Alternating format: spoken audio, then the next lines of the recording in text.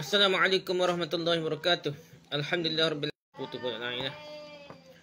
Jadi kita sambung bab had minum khamar, had minum arak. Definisi khamar, definisi minum arak, rujuk kitab Mukhtarus Sihah, Al-Qamus, Tahzib Asma' wal Lughah dan Al-Qurtubi, Fathul Bari Al-Autar dan Hudud wal Ta'zirat. Ini kitab-kitab rujuknya dalam bab kita baca ni dah tutup macam dah. Tak apalah. Okey, kata khamar berbentuk jamaknya dalam adalah khumur. Jamaknya khumur dah.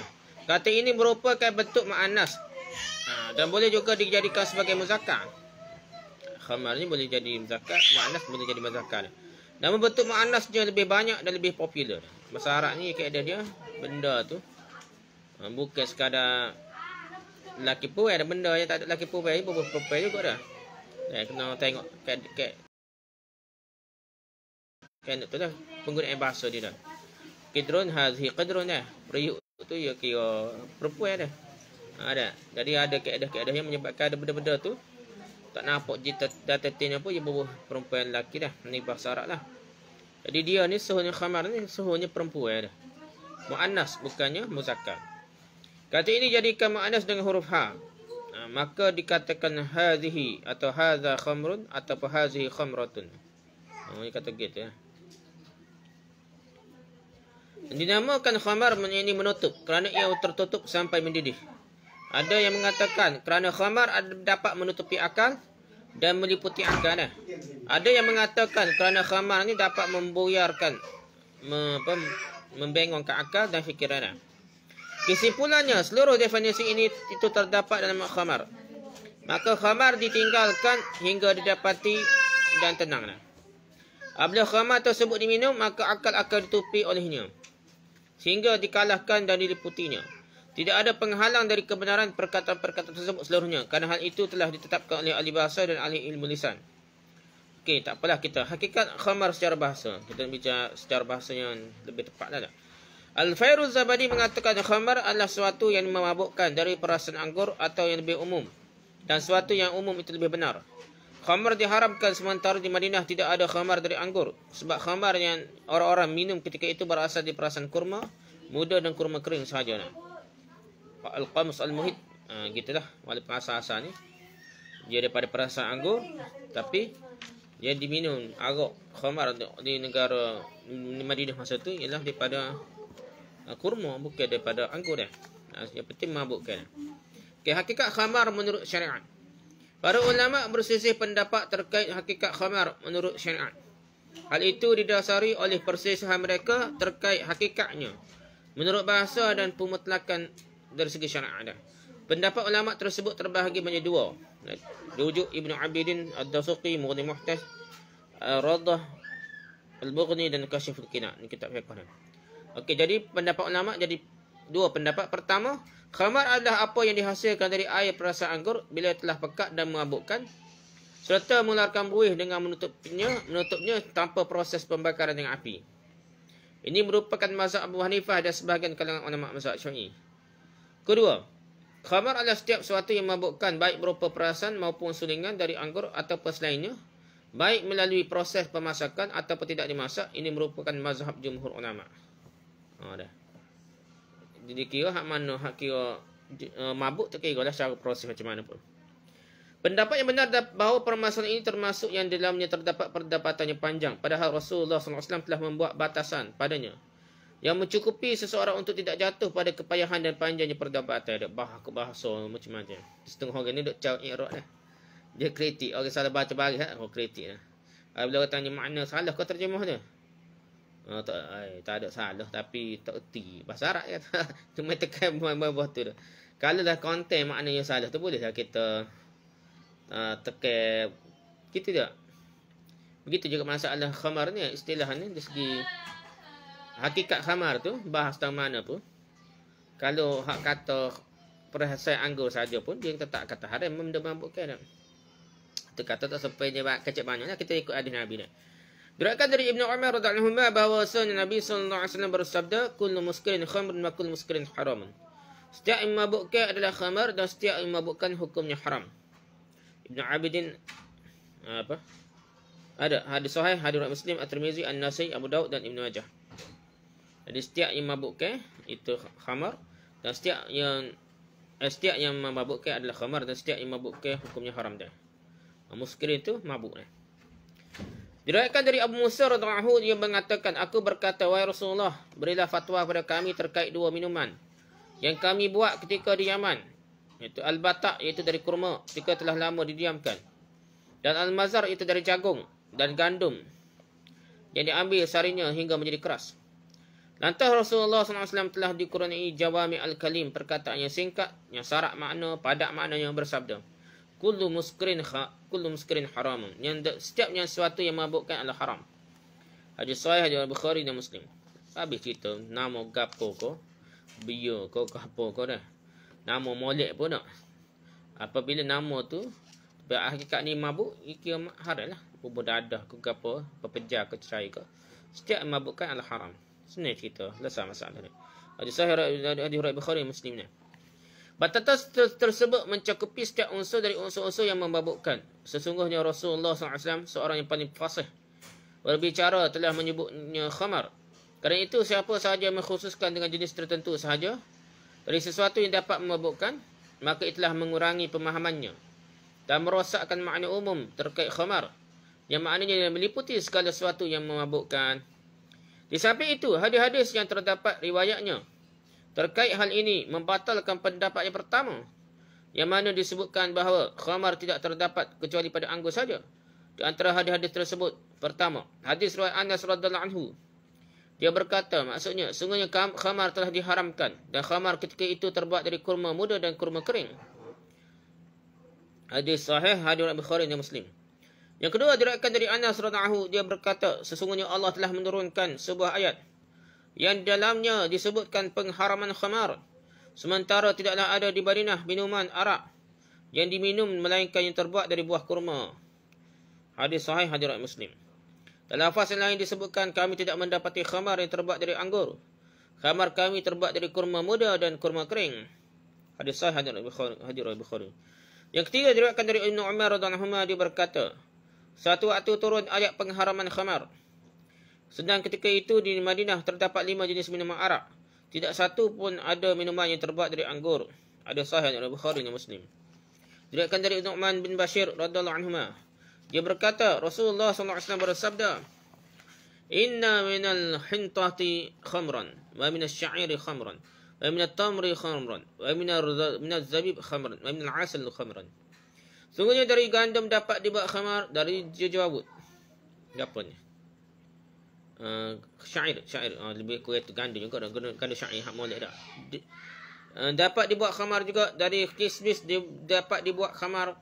Dari kurma dapat dibuat khamar. Dan dari madu dapat dibuat khamar. Ada sahih hadis Abu Daud, At-Tirmizi dan Ibn Majah. Yang kelima, diriwayatkan dari Ibnu Umar radhiyallahu anhu, dia berkata, Umar berdiri di atas mimbar. Lalu dia berkata, amma ba'du, telah diturunkan ayat tentang pengharaman khamar.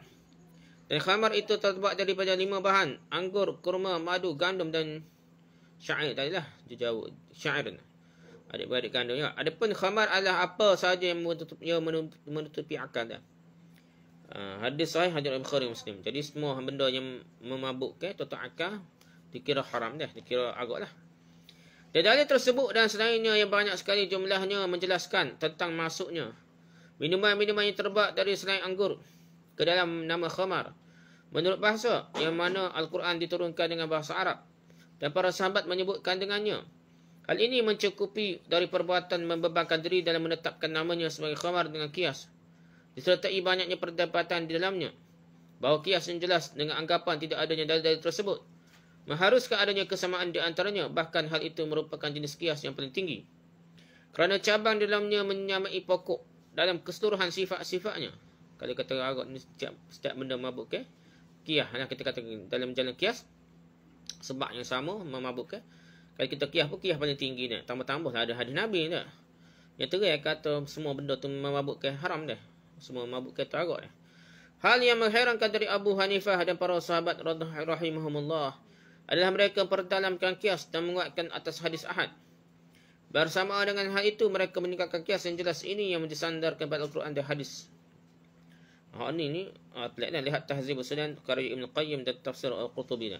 Dia rasa pelik lah. Wallahu'ala lah. Kita boleh sangka baik. Tapi tidak boleh menyebabkan kita rasa pelik. Tiba-tiba perkara yang sebegini, kita kata sebegini terai lah. Pertamanya, kiyah tu jelas lah tak. Setiap mabuk kihara tu, kalau tak tu hadis Nabi pun kita faham tu tak.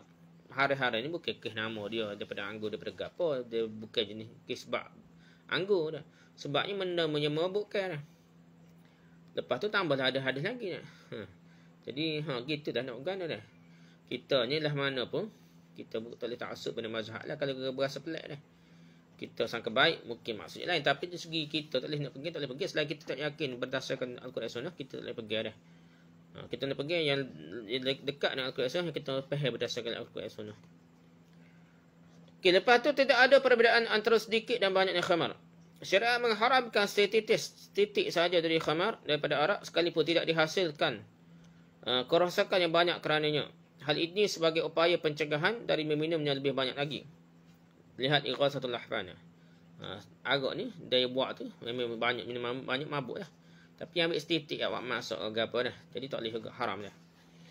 Diriwayatkan dari Ibn Abbas radhiyallahu anhu, dia berkata Rasulullah SAW bersabda, kullu muskirin haram wa ma askara kathiruhu faqaliluhu haram. Setiap yang memabukkan itu haram, dan apa sahaja yang banyaknya dapat memabukkan, maka sedikitnya pun haram juga. Hadis sahih dari Ibn Majah dan An-Nasa'i. Diriwayatkan dari Aisyah radhiyallahu anha, dia berkata Rasulullah SAW bersabda, kullu muskirin haram wa ma askara al-farqu minhu famil'ul kaffi minhu haram. Setiap yang memabukkan itu haram, dan apa sahaja satu farq, yang seukuran 16 liter. 16 liter ni banyak ada. Apa kata 16 liter ke 16 botol ikut 16 liter dah. Darinya memabukkan, maka yang memenuhi tapak tangan darinya pun haram juga dah. Tapak tangan pun haram juga dah. Hadis sahih, hadis riwayat Tirmizi dan Abu Daud. Ganja narkotika hukumnya haram dan hukumnya had berlaku padanya. Ni masalah zaman moden ni, dia bukan benda yang cair saja dah. Macam arak tu dah. Dia jenis benda yang toko dadah pun mabuk, makan tu mabuk, makan pil kuda ke, pil gapo ke, ataupun dadah-dadah lain pun, nah dia kira ganja ke narkotik ke, semua tu haram dah. Jadi haram dah. Ganja dan narkotika dan narkotik hukumnya haram dan hukuman had berlaku padanya. Diriwayatkan dari Ibnu Umar radhiyallahu anhu bahawa Nabi sallallahu alaihi wasallam bersabda, kullu muskirin khamrun wa kullu muskirin haram. Setiap yang memabukkan adalah khamar, dan setiap yang memabukkan hukumnya haram. Hadis sahih hadis Muslim dan selainnya.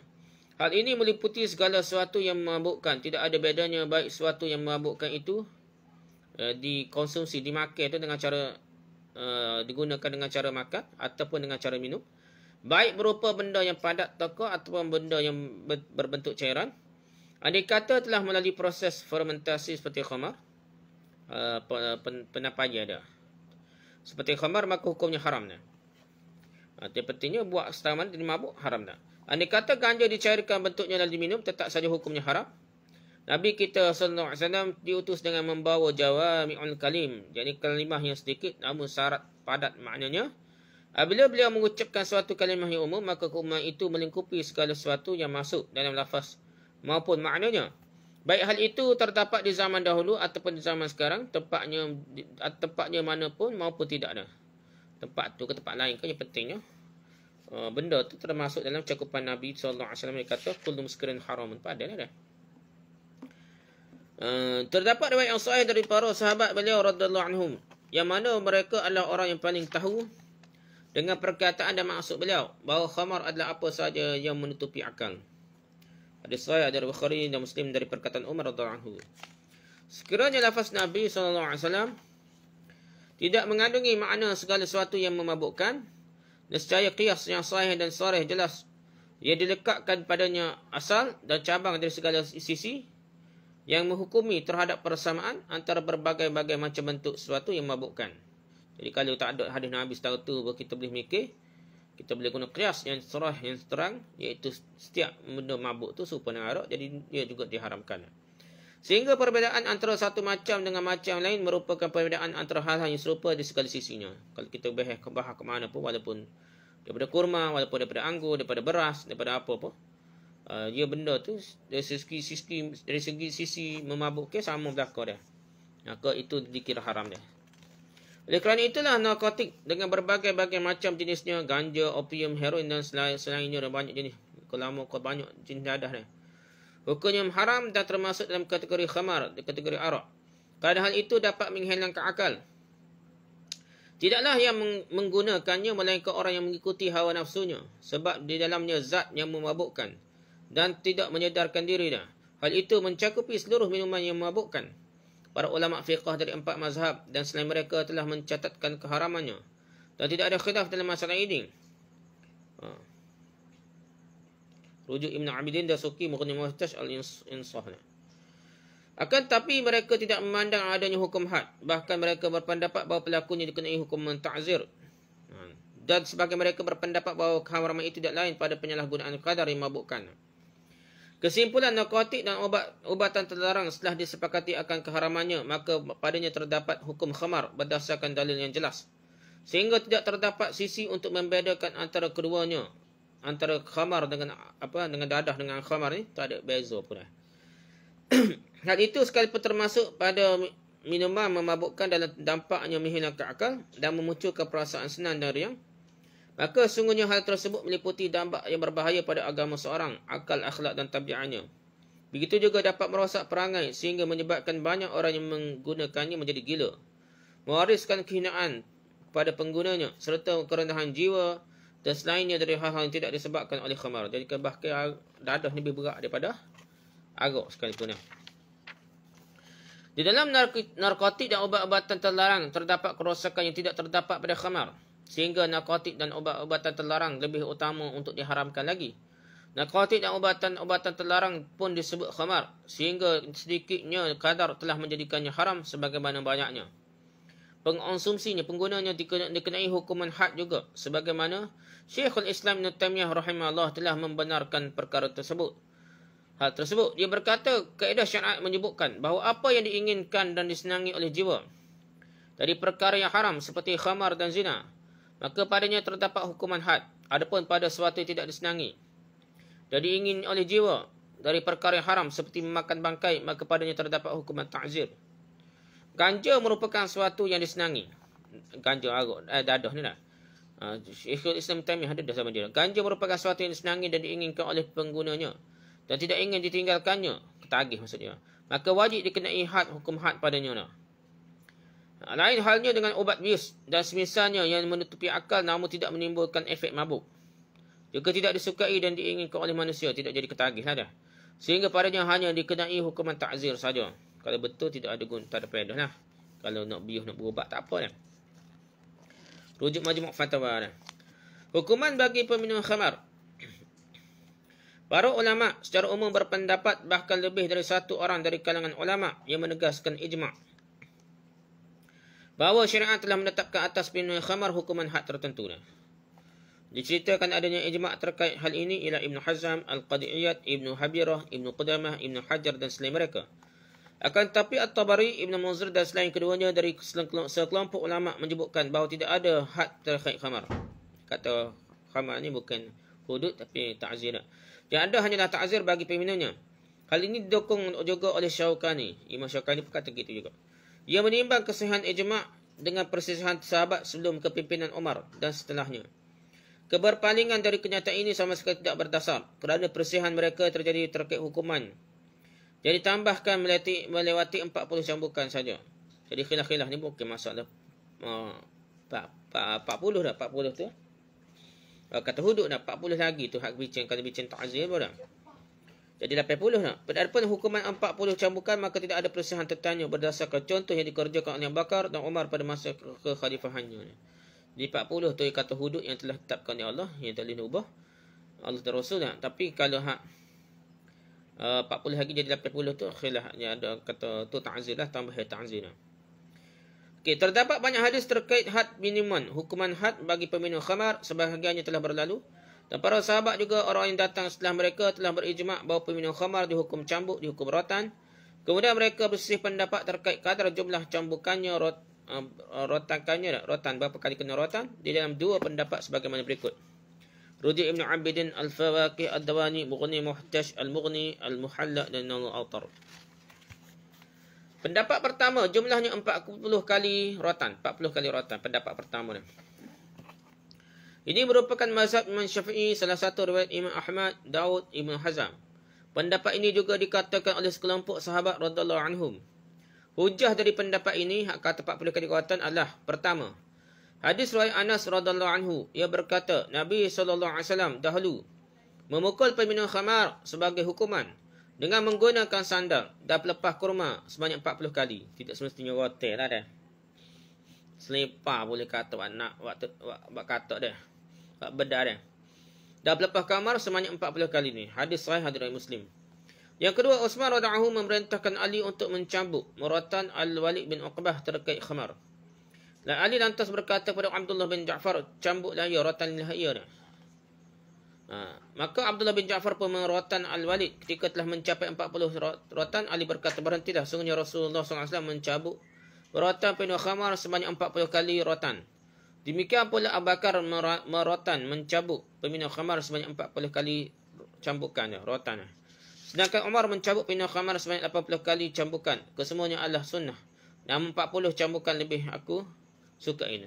Jadi Ali ni lebih suka 40 kali serupa dengan Rasulullah, serupa dengan Abu Bakar. Hadis sahih hadis Muslim, Abu Daud dan Ibn Majah. Ketiga, dalil ketiga. Diriwayatkan dari As-Sa'id bin Yazid, ia berkata, dahulu didatangkan seorang peminum khamar kepada kami di zaman Rasulullah SAW. Juga di zaman pemerintahan Abu Bakar dan di permulaan pemerintahan Umar. Maka kami berdiri menghampiri peminum khamar itu. Lalu kami pukul dia dengan tangan-tangan kami dan sandal-sandal kami dan dengan pakaian-pakaian kami. Hingga pada akhir-akhir pemerintahan Umar, ia memukul peminum khamar itu sebanyak 40 kali. Setelah mereka melampaui batas dan berbuat fasik lagi, yang berani mengulangi sekali lagi, maka Umar pun memukul sebanyak 80 kali. Hadis sahih hadis Bukhari dan Ahmad. Para ulama tersebut mengatakan dalam riwayat tersebut terdapat penegasan bahawa Nabi SAW mendera merotan sebanyak 40 kali. Demikian pula Abu Bakar menyandarkan kepada perbuatan beliau di masa kekhalifahannya, serta Umar di awal kekhalifahannya, hingga ketika orang-orang sudah mulai berani mengulangi lagi perbuatannya meminum khamar, maka Umar pun menambahkan 40 cambukan lagi sehingga jumlahnya menjadi 80 kali sebagai hukuman ta'zir. Oleh kerana itu, Ali radhiyallahu anhu berkata, aku tidak menjalankan had pada seseorang kemudian ia mati, dan aku berduka cita kecuali peminum arak. Sesungguhnya jika ia mati akan aku bayar dendanya. Demikian itu kerana Rasulullah SAW tidak menyunahkannya lebih daripada 40 kali. Hadis sahih hadis Bukhari dan Muslim. Maksudnya Rasulullah SAW tidak menentukan kadar tertentu padanya dengan sabda beliau. Dengan kadar itu tidak boleh ditambahkan atas hukuman yang beliau tetapkan. Kerana itulah Umar menambahkan 40 cambukan sebagai ta'zir setelah diberdiskusi dengan para sahabat. Akan tapi Ali hanya mendera sebanyak 40 kali saja di masa kekhalifahannya, dan ia berkata itu yang lebih aku sukai. Jadi tidak tetap menandakan kira sini. Pendapat kedua dah, jumlah had adalah 80 kali rotan. Ini pendapat kedua. Ia kata hukum orang menarik 80 kali rotan. Ini merupakan mazhab jumhur ulama. Di antara mereka adalah 3 imam, yakni Abu Hanifah, Imam Malik dan Imam Ahmad. Ini juga merupakan pendapat yang lain dari kalangan mazhab Syafi'i. Mereka berhujah dengan dalil berikut. Ini pendapat kedua dari mazhab Syafi'i ni. Pertama, riwayat menyebutkan bahawa Nabi SAW merotan, mencabuk peminum khamar sebanyak 80 kali. Riwayat ini dhaif, lemah sehingga tidak dapat dijadikan hujah. Hadis ini dhaif, hadis Abdul Razak dalam Musannaf secara mursal, lihat Talkhis. Yang kedua, dalil yang kedua, hadis riwayat Anas radhiyallahu anhu bahawa pernah dihadapkan pada Nabi SAW seorang lelaki yang telah meminum khamar. Lalu orang tersebut dipukul dengan 2 pelepah kurma sebanyak 40 kali. Anas berkata, cara seperti itu dilakukan juga oleh Abu Bakar. Tapi pada masa Umar, setelah ia meminta pendapat dari para sahabat yang lain, maka Abdurrahman bin Auf berkata, hukuman had yang paling ringan ialah 80 kali. Lalu Umar pun memerintahkan untuk menghukum peminum khamar dengan 80 kali rotan. Hadis sahih hadis Muslim, Abu Daud, At-Tirmizi dan Ahmad. Para ulama tersebut mengatakan maka Umar pun menyetujui pendapat mereka terkait dengan 80 kali rotan, sehingga hal itu menjadi ijma'. Yang ketiga, cambukkanlah 3 kali godan. 3 riwayat yang berasal 80 kali rotan ataupun cambukan. Yang ketiga, riwayat yang ketiga, hujah yang ketiga. Dalil yang ketiga. Riwayat berasal dari Ali radhiyallahu bahawa dia berkata apabila seorang mabuk, maka ia akan berbicara yang tidak masuk akal, dan bila telah seperti itu maka ia akan mengada-ngada. Sedangkan had orang yang mengada-ngada adalah 80 kali cambukan. Hadis dhaif. Hadrat Malik At-Taraqutni At-Tahawi Al-Hakim Bahaqi lihat riwayat Al-Qalil. Riwayat ini tak sahih darinya. Ada riwayat yang tetap darinya bahawa hukuman tersebut 40 kali rotan. 40 kali cambukan. Pendapat yang kuat dah. Aku yakni Syekh ni, pengarah kitab ni Abu Malik, katakan bahawa yang nampak mendekati kebenaran menurutku iaitu pendapat yang pertama, bahawa hukum had peminum khamar adalah 40 kali cambukan. Sebab jumlah itulah yang dilakukan oleh Nabi SAW, Abu Bakar dan Umar di awal kekhalifahannya, sedangkan apa yang ditambahkan oleh Umar radhiyallahu anhu, dan hal itu telah didiskusikan oleh para sahabat, maka kadar tambahannya atas had tersebut tergolong sebagai ta'zir, kerana dia melihat keberanian orang-orang dalam melanggar hukuman itu dan terus-terus mengulangi meminum khamar. Hal ini dikuatkan oleh dua perkara. Umar radhiyallahu bertahap dalam menerapkan hukum had dari 40 cambukan ke 60 cambukan, kemudian 80 cambukan. Diriwayatkan bahawa Umar radhiyallahu anhu mencambuk rotan sebanyak 40 kali cambukan. Tak kala Umar radhiyallahu anhu memandang bahawa mereka tidak saling melarang dari minum khamar, maka dia menambah cambukan itu menjadi 60 kali cambukan. Ketika Umar radhiyallahu anhu kembali memandang bahawa mereka tidak saling melarang lagi dari minum khamar, maka dia menambahkannya lagi menjadi 80 kali cambukan. Kemudian dia berkata ini merupakan jumlah hukuman had yang paling ringan. Mursal. Hadrat Abdul Razak dalam Musannaf. B. Umar mendera peminum khamar dalam satu waktu dengan jumlah 40 kali dan 80 kali demi kemaslahatan. Sungguh telah didatangkan pada Umar seorang peminum khamar. Lalu dia berkata kepada Muti' bin Al-Aswad, deralah orang ini esok hari. Keesokan harinya Umar datang dan mendapatinya sedang mendera orang itu dengan keras. Lantas Umar bertanya, sudah berapa kali engkau mencambuknya? Muti' menjawab 60 kali. Umar lantas berkata, cukup, jangan tambah 20 cambukan lagi. Abu Ubaid berkata, maksudnya jadikanlah kerasnya cambukanmu kepadanya itu sebagai penembus 20 cambukan. Yang masih tersisa lagi dari total 80 cambukan. Kita order tu nampak kuat berat benar. Hak 60 tu, supon 80 dah. Anggap pada. Al-Bahaqi mengatakan diambil faedah dari hal tersebut bahawa tambahan dari 40 cambukan bukanlah bahagian dari hukum had.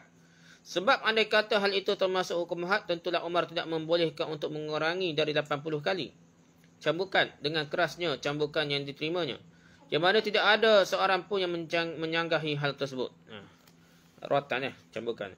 Dinyatakan sahih oleh Al-Hafiz Ibn Hajar. Al-Hafiz menyandarkannya dalam Al-Fathul Bari kepada Abu Ubaid dalam Al-Gharib, dan dia berkata sanadnya sahih. Hadisnya kuat dah. Adapun klaim sebahagian ulama tentang kesepakatan para sahabat setelah Umar berdiskusi dengan mereka atas 80 kali rotan atau cambukan, dan itu merupakan ijma', maka yang demikian itu terbantahkan dengan cambukan yang dilakukan oleh Ali kepada peminum khamar sebanyak 40 kali pada zaman Uthman.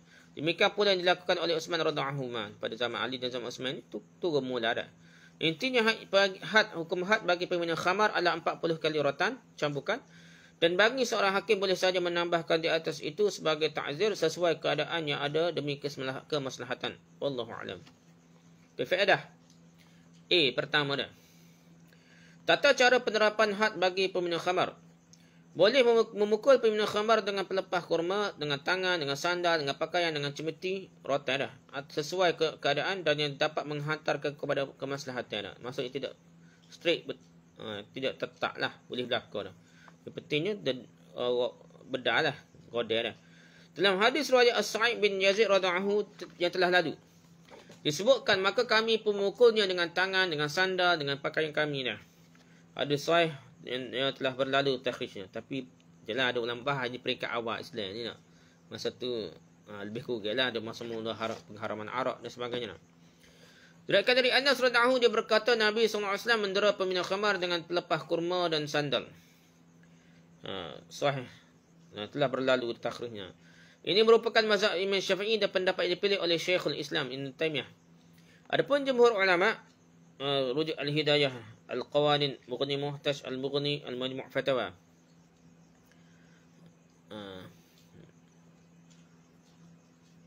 Dan jumhur ulama mengatakan hukum had ditegakkan dengan menggunakan rotan sebagaimana hak-hak yang lainnya, supon dan benda lain. Berdasarkan sabda Nabi SAW, "Idza syaribal khamra fajliduhu."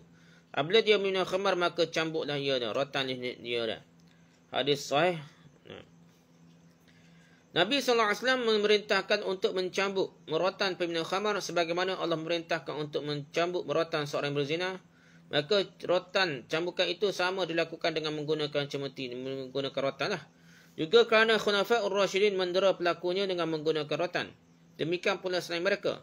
Adapun hadis-hadis yang telah lalu yang menyebutkan peminum khamar dipukul dengan tangan, sandal, pakaian dan pelepah kurma, maka hal itu dilakukan pada awal perintah. Awal-awal perintah. Ha. Kemudian perkaranya ditetapkan dengan menggunakan cemeti. Pada peringkat awal tu, baru pengharaman arak, baru kata hukum hudud, baru ajar peringkat awal. Masa tidak lengkap molek lagi. Aku Abu Malik katakan ini merupakan pendapat yang lebih kuat. Wallahu a'lam. Jadi pendapat yang kuat tu ialah pendapat yang kedua. Hanya guna rotan. Guna benda lain tu tak boleh. Kerana benda tu peringkat awal. Hak guna macam-macam. Selipar lah. Apa tu peringkat awal lagi. Tak. Mula-mula hukum diturunkan. Tidak lagi muktamad molek lagi dah. B. Tidak dibolehkan melaknat peminum khamar dengan laknat tertentu. Dan tidak dibolehkan juga mencelanya bila ditegakkan hukum had atasnya. Diriwayatkan dari Umar bin Khattab radhiyallahu bahawa ada seorang pada zaman Nabi SAW yang bernama Abdullah. Dia digelari dengan sebutan himar keldai. Dan dia pernah membuat Rasulullah SAW tertawa. Ini tolu lah. Nabi SAW pernah mencambuknya merotannya kerana dia minum khamar. Satu hari dia dihadapkan kepada Nabi SAW. Lantas beliau memerintahkan untuk ditegakkan hukum had kepadanya. Dan ia pun dicambuk di rotan. Kemudian ada seorang yang berkata, "Ya Allah, laknatilah dia. Betapa seringnya dia dihadapkan kepada Nabi lantaran khamar." Nabi SAW lantas bersabda, "La tal'anuh, fa wallahi ma 'alimtu innahu yuhibbullah wa rasulah." Janganlah kalian melaknatnya. Demi Allah yang aku ketahui dia seorang yang mencintai Allah dan Rasulnya. Hadis sahih hadis riwayat Bukhari. Walaupun dia tolong Ibn Agak, tapi sebenarnya dia ni saya ke Nabi dah. Dia beriman dah. Diriwayatkan dari Abu Hurairah radhiyallahu dia berkata, didatangkan kepada Nabi SAW seorang yang telah dalam keadaan yang mabuk. Lalu lantas beliau memerintahkan untuk merotannya, menderanya. Di antara kami ada yang memukulnya menggunakan tangan, ada juga menggunakan sandal dan ada juga yang menggunakan pakaian. Ketika telah berlalu, seorang berkata, "Apa yang terjadi dengannya?" "Semoga Allah menghinakannya." Rasulullah SAW lantas bersabda, "La takunu auna syaitani ala akhikum." Janganlah kalian menjadi pembantu syaitan atas saudara kalian. Hadis sahih dari Bukhari, hadis riwayat Bukhari. Jadi jangan doa tak molek lah. Kita nak suruh dia molek lah. Jangan tolong syaitan pula. Syaitan memang nak suruh dia kena laknat, kena selaka sama molek. Jadi jangan dia tak molek, dia kena hukum kan, kita senyaplah pada dengan hukum itu. Semoga diampunkan dosa dia, tak payah kita laknat pula lah. Bila pelaku berulang kali minum khamar dan telah dikenai hukum had lebih dari 3 kali. Para siapa yang minum khamar dan telah dikenai hukum had padanya sebanyak 3 kali, lalu dia minumnya untuk yang keempat kali, maka terdapat beberapa hadis yang menyatakan pelakunya mesti dihukum mati. Sampai 4 kali ikut hadis tu, kena hukum mati lah. Hadis-hadis tersebut berasal dari sekelompok sahabat dari Nabi SAW. Di antaranya adalah hadis riwayat Abu Hurairah bahawa Nabi SAW bersabda, "Man syaribal khamra fajliduhu, thumma idza syariba fajliduhu, thumma idza syariba fajliduhu, thumma idza syariba fi rabi'ati faqtuluhu." Barang siapa yang minum khamar, maka cambukilah dia, rotanlah dia. Bila dia minumnya lagi, maka cambukilah dia. Bila dia kembali minumnya lagi, maka cambuklah dia. Kemudian bila dia kembali minumnya lagi untuk yang keempat kali, maka tegakkanlah hukuman mati kepadanya. Hadis sahih hadis Abu Daud dan Imam Ahmad. Riwayat senada dengannya adalah berasal dari Ibnu Umar radhiyallahu anhuma dan salah seorang dari sahabat Nabi sallallahu alaihi wasallam. Juga hadis riwayat Muawiyah bin Abu Sufyan dan selain mereka. Para ulama memiliki 2 sudut pandang terkait hadis-hadis tersebut dan maknanya, sehingga dikeluarkanlah darinya 3 pendapat. Nak pergi hadis ni ada 3 pendapat.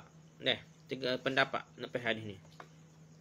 2 sudut pandang tersebut adalah sebagai berikut. Dua pertama yang cerita. Pertama, hadis-hadis tersebut mansukh, terhapus hukumnya atau terdapat ijma' atas persisihannya. Pendapat inilah yang dikatakan oleh 4 orang imam, iaitu Malik, Abu Hanifah, Syafi'i dan Ahmad. Dan selain mereka, serta atasnya kalimah mereka saling berurutan. Hingga At-Tirmizi mengatakan dalam kitab Al-Ilal dari sunannya, Abu Isa berkata, keseluruhan hadis yang terkumpul dalam kitab ini ma'dul, memiliki kecatatan. Sungguh para ulama telah mengambilnya kecuali 2 hadis. Disebutkan dari keduanya iaitu hadis tentang hukuman mati bagi peminum khamar. Nah, jadi dua hadis ni tak ambil lah, ada cacat dah, iaitu hadis hukuman mati bagi peminum khamar. Walaupun sekali tengok macam sahih dah, sanad sahih dah. Jadi kalau kena ni tak gagal lah orang ngaji hadis panggil manhaj mutaqaddim ni. Manhaj mutaqaddim ni bukan sekadar tengok sanad je dah, dia tengok pandangan ulama pada zaman tersebut lah, pada zaman pembukuan hadis ni. Jadi kalau ulama pada zaman itu tidak berhujah, zaman Imam Syafi'i, zaman Imam Ahmad, zaman Pak Mazhab awal tu tidak berhujah, tidak menggunakan hadis itu sebagai dalil, bahkan menafikan penggunaan terus, mesti ada masalah ni. Tu orang ngaji ni mutaqaddimin, mutaqaddimin, bukan sekadar sanad saja, makna dia dan cara di praktikal, cara pengamalan pada zaman salah. Okey, sungguh mereka telah mengambil dalil dari nas berikutnya. Hadis riwayat Jabir radhiyallahu anhu bahawa Rasulullah sallallahu alaihi wasallam bersabda, "Man syaribal khamra fajliduhu, thumma in 'ada fajliduhu, thumma in 'ada fajliduhu, thumma in 'ada fajliduhu." Ya, ada riwayat lain dah daripada Jabir ni. Barang siapa yang minum khamar, maka cambuklah rotan lidah dia. Apabila yang kembali minumnya, maka rotan lidah dia. Apabila yang kembali minumnya, maka rotan lidah dia. Apabila yang kembali minumnya, maka cambukilah dia, rotan lidah dia. Maka tetapkanlah cambukan, dia tolak hukum mati dia. Hadis ni, riwayat ni tak ada sebut mati dia. Dalam lafaz lain disebutkan kaum muslimin memandang bahawa hukum had telah ditetapkan dan hukum mati telah dihilangkan. Hadis An-Nasai dalam Al-Kubra, Baihaqi dan At-Tahawi. Hadis riwayat Qabisah bin Zu'aib, dia berkata Rasulullah sallallahu alaihi wasallam bersabda, barang siapa yang meminum khamar, maka cambuklah dia, hingga sabda beliau. Kemudian bila ia minumnya untuk yang keempat kali, maka terapkanlah hukuman mati kepadanya. Lalu didatangkanlah pada beliau seorang yang telah minum khamar, maka beliau mencambuknya. Kemudian orang itu didatangkan pada beliau sementara ia telah minum khamar, maka beliau mencambuknya. Lalu orang itu kembali datang kepada beliau sementara ia telah minum khamar, maka beliau mencambuknya. Lalu didatangkan lagi pada beliau untuk yang keempat kali. Sedangkan orang itu telah minum khamar, maka beliau pun kembali mencambuknya. Maka hukuman mati dihilangkan dari manusia sebagai keringanan. Jadi, dia kata, pernah berlaku dalam Nabi dah ni. Memang mula-mula Nabi kata sampai 4 kali. Tapi di praktikalnya, Nabi tetap merotan saja, tidak sampai hukum bunuh. Hadis, sanadnya mursal, hadis Abu Daud, Asy-Syafi'i, Al-Baihaqi dan At-Tirmizi meriwayatkannya secara mu'allaq dan Al-Hudud. Di segi sanad tidak kuat, tapi ulama berhujah ni, ulama pakar ni, kena dengan kaedah ni dah. Yang ketiga, hadis yang ketiga, riwayat hujah yang ketiga. Hadis riwayat Umar bin Khattab radhiyallahu terkait seseorang yang dijuluki himar, sekeldai, bodoh lah, bahasa tolol, bodoh lah, dalam masalah khamar. Di dalamnya disebutkan, maka seorang dari kaum tersebut berkata, ya Allah, laknatilah dia, betapa seringnya ia dihadapkan kerana telah minum khamar. Maka Nabi SAW bersabda, la tal'anuh, fa wallahi ma alimtu innahu yuhibbullah wa rasulah. Janganlah kalian melaknatnya, demi Allah yang aku ketahui, dia seorang yang mencintai Allah dan Rasulnya. Hadis sahih hadis riwayat Bukhari. Jadi Nabi tak boleh laknat orang minum arak ni tak, walaupun dia kena rotai, pada denda rotai tersebut, jangan laknat. Al-Hafiz Ibn Hajar Asqalani mengatakan dalamnya terdapat penghapusan riwayat terkait hukuman mati bagi seorang peminum khamar apabila ia mengulangi perbuatannya hingga 4 kali atau 5 kali. Sesungguhnya Ibn Abdul Bar telah menyebutkan bahawa orang itu telah dihadapkan lebih dari 50 kali. Ibn Abdul Bar ni, tak tahu riwayat mana, dia kata, bukan main sikit ni, banyak sungguh. Bukan 4 kali ni dia ni main ni. Si orang kata himarnya. Bahasa bodoh tolol ni tak. Sahabat Nabi ada seorang tu, orang kata gelar yang betul-betul bodoh dah. Dia perangan gitu nak tak. Ini tolol sungguh. Jadi, dia ni lebih dah. Nabi tak hukum bunuh pun dah. Dan dia ni, ada Ibn Abdul Bar kata 50 kali nah dia ni nak. Mungkin tak siapa aku, tapi nak lebih banyak kali lah, berkali lah. Jadi banyak kali tu, tak ada sebut pun hukum bunuh. Dia keempatnya dah. Sikit lagi dah habis. Hadis riwayat Ibn Mas'ud radhiyallahu anhu bahawa Rasulullah sallallahu alaihi wasallam bersabda, la yahillu damu ra'im muslim illa bi ihda salasin, as-sayyibu az-zani wan nafsu bin nafsi wat tariku li dinihi al-mufariqu lil jamaah. Tidak halal darah seorang muslim untuk ditumpahkan kecuali kerana salah satu dari 3 hal. Seorang yang telah menikah lalu ia berzina, jiwa dengan jiwa, maksud qisas dalam pembunuhan, qisas dalam pembunuhan. Orang yang meninggalkan agamanya, murtad, dan berpisah dari jemaah kaum muslimin. Hadis sahih dah. Ulama tersebut mengatakan ini mencakupi keumumannya terkait peminum khamar kerana ia tidak termasuk orang yang dikecualikan dalam hadis tersebut. Jadi hadis tersebut tak ada cerita pasal kena hukum bunuh orang yang minum arak dah. Sehingga disimpulkan bahawa tidak halal darah peminum khamar dalam hukuman had. Tidak boleh sampai tahap bunuh. Klaim penghapusan hukum tersebut terbantahkan dengan hadis ini bahawa hal itu tidak benar kerana hal itu secara umum sedangkan hadis hukuman mati adalah yang khusus. Ni style dibawa perbandingan lah. Ada orang kata jawab baliknya. Yang kelima, mereka berhujah bahawa hukumnya telah dihapuskan dengan klaim adanya ijma' atas hukum yang berbeza. Imam Syafi'i berkata dalam meluruskan hadis riwayat Jabir terkait dihilangkannya hukuman mati. Sepengetahuanku ini merupakan perkara tidak ada perselisihan di dalamnya antara para ulama. Tak ada hukum mati ni macam tak ada khilaf.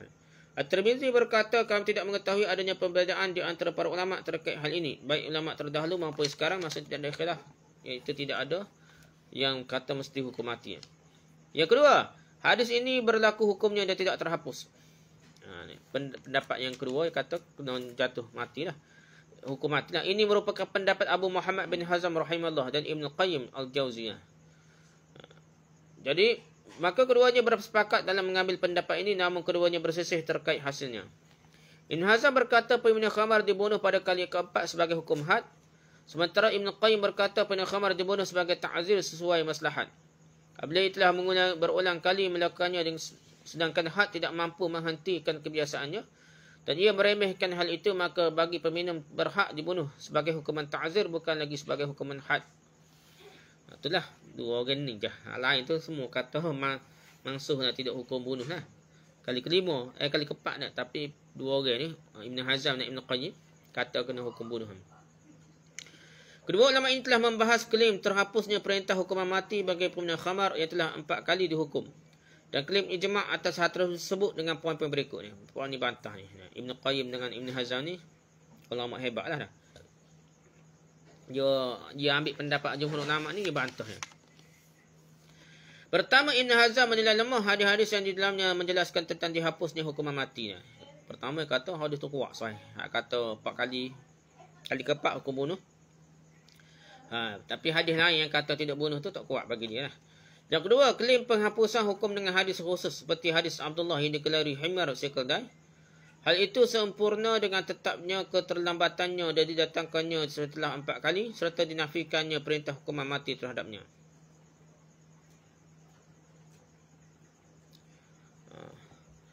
Tahu ke apa maksud dia nak? Macam dia tak pasti lah 4 kali lah. Yang ketiga, klaim penghapusan hukumnya dengan hadis. Tidak halal darah seorang Muslim untuk ditumpahkan kecuali kerana salah satu dari 3 hal tersebut. Dan hadis hak kita baca sebelum ni. Ini tidak dapat dibenarkan kerana bersifat umum lagi. Sementara hadis terkait hukuman mati bersifat khusus. Dia kata ada kes khusus dah. Tak nanti kes hadis umum gitu dah. Yang keempatnya, klaim ijma' tidak dapat terima kerana Abdullah bin Amr bin As berkata mereka mendatangkannya kepadaku untuk keempat kalinya. Maka wajib atasku untuk menjatuhkan hukuman mati kepadanya. Sanadnya dhaif hadis Ahmad At-Tahawi Ibn Hazm. Riwayat ini terputus antara Al-Hasan Basri dan Abdullah bin Amr. Para ulama tersebut berkata ini telah cukup untuk buktikan bahawa tidak terjadi ijma' atau menafikan klaim mereka itu dah. Okey, pendapat yang kuat ni. Syekh ni baru tarjih, dia pilih pendapat yang kuat. Pendapat yang kuat, aku Abu Malik katakan perkataan jumhur ulama yang menyebutkan bahawa hukuman mati bagi peminum khamar pada keempat kalinya terhapus. Mansukh lebih kuat kerana tetapnya dalil terkait hal itu. Demikian pula ijma' tentang hal itu. Ijma' terutama ijma' sahabat ni dia besarlah. Dia sepakat ni walaupun hadis tu bertentangan kita kena pakai sahabat takut ipah lain ataupun benda tu masuk dalam hadis ni. Adapun asar dari Abdullah bin Amr bin As bahawa maka asar tersebut adalah lemah dan terputus sehingga tidak dapat dijadikan hujah dan tidak dapat dibenarkan klaim ijma' yang tidak terjadi kerana asar tersebut. Sekalipun misalnya riwayat Abdullah bin Amr bin As itu sahih atau benar sekalipun, tentu uzurnya bahawa belum sampai kepadanya riwayat terkait penghapusan hukuman mati itu dah. Sehingga hal itu terbilang salah satu jejaknya yang melisihinya. Kalau kita nak kira, kalau kita kata betul sekalipun kita kena ta'wil ataupun kita kena tepi pendapat dia mungkin tersilap dia walaupun sahabat ni bukan maksum dia. Dan pendapat dia tu bercanggah dengan seluruh sahabat yang lain jadi tak boleh pakai. Akan tapi tambah-tambahlah dhaif dah.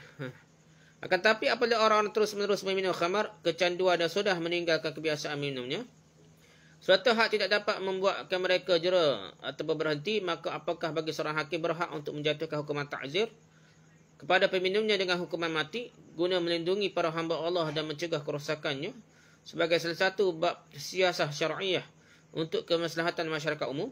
Sebagaimana yang dipilih oleh Ibn Taimiyah dan Ibn Qayyim, ini merupakan poin yang mesti teliti dan dalam masalah ijtihad. Wallahu a'lam. Jadi kita tengoklah kalau kerajaan, pihak kerajaan tengok dadah ni siapa tahap bahaya, boleh siapa tahap bunuh. Dia tidak dipanggil hukum had tapi dipanggil hukum ta'zir. Ada kalanya hukum ta'zir ni lebih besar daripada hukum had dan boleh sampai pada tahap bunuh ni. Kerana kepentingannya dan bahayanya lebih bahaya daripada sekadar minum arak dah. Contohnya dadah. Kerajaan kita pun jual dadah ni hukum mati dah. Tapi orang isap dadah tak ada lah hukum mati pula dah. Tapi orang jual dadah ni hukum mati dah kalau dijumpai dah. Kadang-kadang tu nyanyilah kena khianat pada dah. Jadi itulah perbahasan tentang hukum arak lah dah. Ada lagi perbahasan kita dah habis dah. Kita sambung lepas ni. Wallahu a'lam. Subhanakallah wa bihamdika.